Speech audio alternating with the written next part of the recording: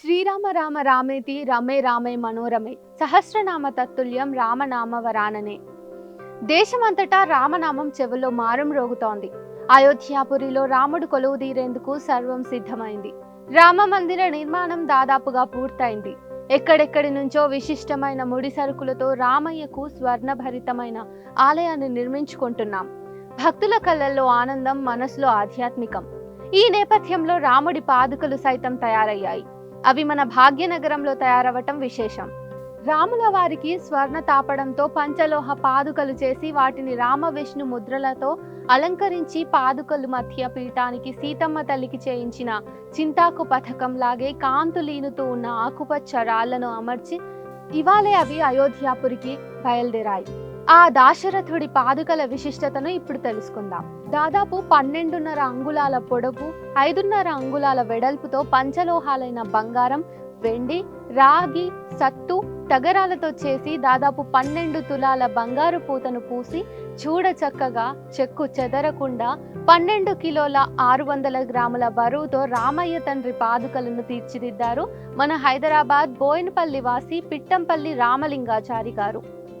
నల్గొండ వాస్తవ్యులైన వీరు శ్రీమద్ విరాట్ కళాకుటీర్ తరఫున పాదుకలను చేసి సీతారాముని కృపకు పాత్రులయ్యారు. తమిళ శాస్త్ర గ్రంథాలను అధ్యయనం చేసి వాటిని అనుసరించి చేసిన స్వామివారి పాదుకలపై గోమాత, పద్మము, అంకుశము, కత్తి, విల్లు, కల్పవృక్షము, కలశము, సూర్యచంద్రులు, ఏనుగు, శంఖ చక్రాలు, మత్స్యము, అచ్చులు ఉన్నాయి. చెన్నై నుంచి తెప్పించిన ప్రత్యేకమైన ఆకుపచ్చ రాళ్లను పాదుకల పీఠాలపై పొదిగారు.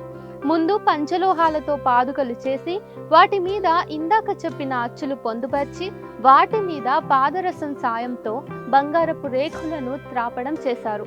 అయితే ఇంత విశిష్టమైన అదృష్టం మన హైదరాబాద్ వాసికి అంత సులభంగా రాలేదు. పిట్టంపల్లి రామాచారి గారి కళ, నైపుణ్యం ఇదివరకే మన ఆలయాలలో స్థానం సంపాదించింది. భద్రాద్రి రామాలయంలో, యాదాద్రిలో, శ్రీశైలం, తిరుపతిలో వీరి నైపుణ్యం మనం చూడొచ్చు. పిట్టంపల్లి రామలింగాచారి గారి కళా నైపుణ్యం ఎరిగిన అయోధ్య భాగ్యనగర సీతారామ ఫౌండేషన్ వారు ఈ అవకాశాన్ని ఇచ్చారని పిట్టంపల్లి రామలింగాచారి గారు చెప్పారు. అయోధ్య రాముని ఆలయంలో ఇక మనకు ఈ పాదుకలు దర్శనం ఇవ్వబోతున్నాయి.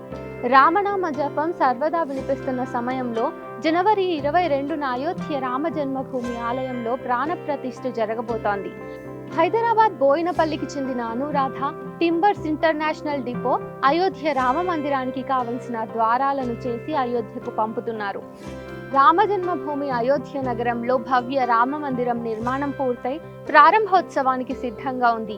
2.77 ఎకరాల విస్తీర్ణంలో 161 అడుగుల ఎత్తులో 360 అడుగులు పొడవుతో 235 అడుగుల వెడల్పుతో 44 తలుపులతో రామ మందిరం నిర్మితమైంది. ఎంతో అద్భుతంగా నిర్మితమైన భవ్య రామ మందిరం ఈ నెల 22వ తేదీన ప్రారంభోత్సవం జరుపుకోనుంది. ముందుగా రామచంద్రుని ప్రాణ ప్రతిష్ఠ చేసి అనంతరం రాముడి విగ్రహాన్ని గర్భగుడిలో ప్రతిష్ఠించనున్నారు. ఇందులో భాగంగానే శ్రీరామ జన్మభూమి తీర్థక్షేత్ర ట్రస్ట్ ప్రత్యేకంగా ఓ ఆహ్వాన పత్రికను డిజైన్ చేసింది. ఈ పత్రిక ఇప్పుడు సోషల్ మీడియాలో తెగ వైరల్ అవుతోంది. ప్రతి ఆహ్వాన పత్రికపై శ్రీరాముడి చిత్రం, రామ మందిరం కోసం చేసిన ఉద్యమానికి సంబంధించిన వివరాలను ఈ బుక్లెట్ లో ప్రచురించారు. 1528 నుంచి 1984 వరకు రామ మందిర నిర్మాణం కోసం చేసిన 76 పోరాటాల్లో పాల్గొన్న వారికి ఈ బుక్లెట్ లో అంకితం చేశారు. అలాగే ప్రధాన పత్రికపై అయోధ్య రామ మందిర చిత్రం ఉంది. అలాగే విల్లు, బాణాలు ధరించిన బాలరాముని చిత్రాలను కూడా ప్రచురించారు. ఆహ్వాన పత్రిక క్రింది భాగంలో శ్రీరామ్ ధామ్ అని, దాని క్రింద అయోధ్య అని ముద్రించారు.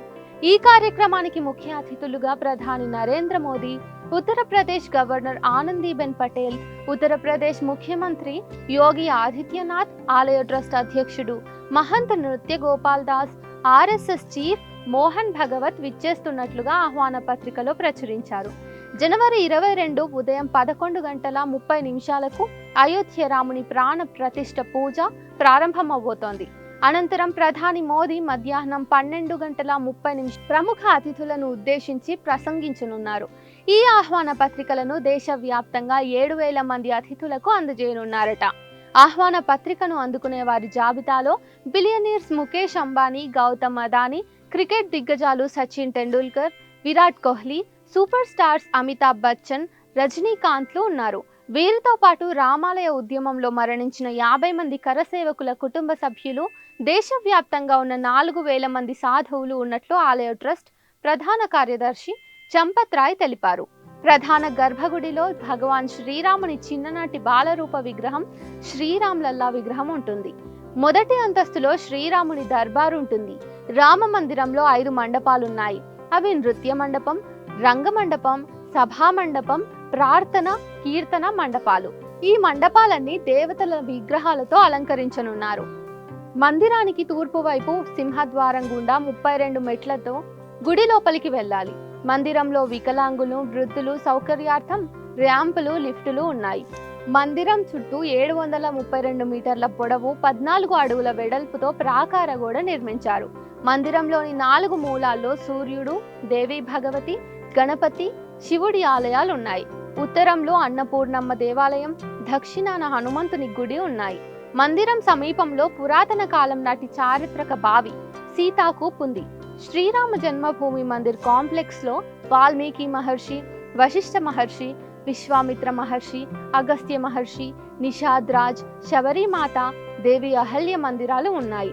కాంప్లెక్స్ నైరుతి భాగంలో కుబేర్ తిలా వద్ద శివుని పురాతన మందిరం, జటాయు విగ్రహంతో పాటుగా పునరుద్ధరించబడింది.